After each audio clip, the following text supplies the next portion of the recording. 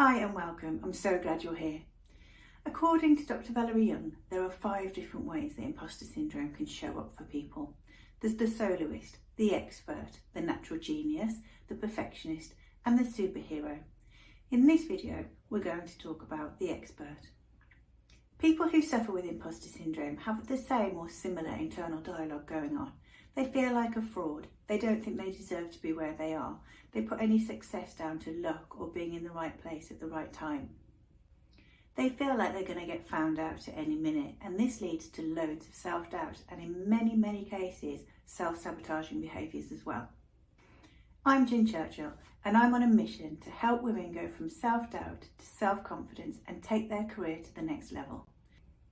None of us are bulletproof to imposter syndrome and self-doubt, but there are tips and tricks that we can use to tame the imposter within.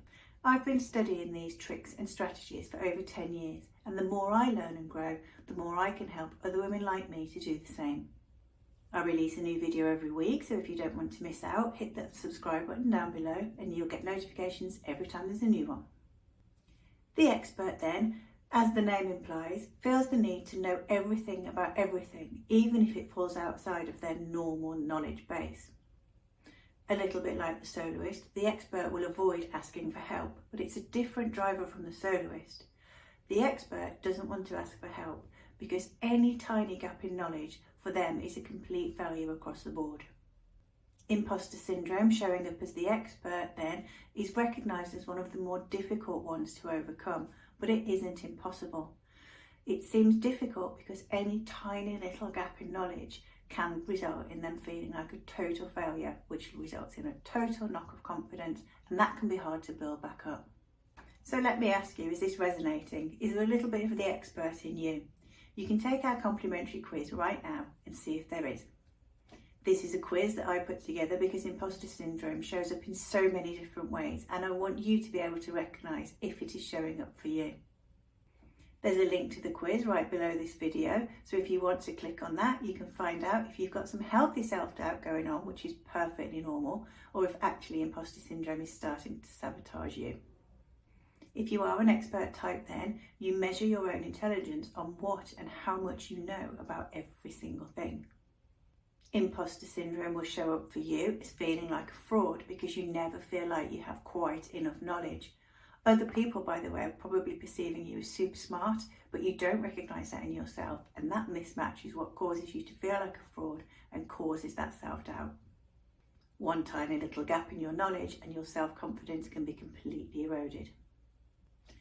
Someone who is showing up as the expert might be somebody who shies away from applying for a job or applying for a promotion because they will get that job description and they will feel like they can only do 90% or 95% of the things on there, and because they don't recognise 100%, they feel like they wouldn't be good enough to get the job. So if you are an expert in imposter syndrome terms, and you probably hate the term because you don't recognise yourself as being one, you'll probably find yourself on course after course, reading book after book and trying to plug all of those gaps in your knowledge before you can move on in your career or your entrepreneurial path. Signs you may be suffering from imposter syndrome as an expert are feeling like you need to master every step in the process before you can move on to the next one. Feeling like you need to constantly pursue qualifications and certifications before you can move on in your career. Feeling like a fraud despite other people recognising that you are an expert, in fact, in lots of things. And finally, struggling with procrastination because you struggle with overwhelm and can't move on. So overcoming this type of imposter syndrome involves accepting your vulnerability, that it isn't reasonable for you to have a complete knowledge base on every single topic, on every single thing, but you can become a subject matter expert at one thing at a time, especially in the workplace. Here are 3 things you can do to overcome the expert in you. Number 1, become a mentor.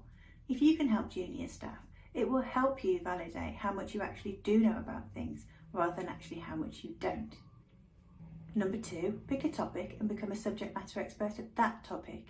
Take a course, enjoy the process, not what you don't know about it. It's a process, it's a journey, it's a place to learn. And number 3, remember you're not alone. You can ask for help and nobody expects you to know everything about everything. It wouldn't be reasonable. What's your type? Are you an expert?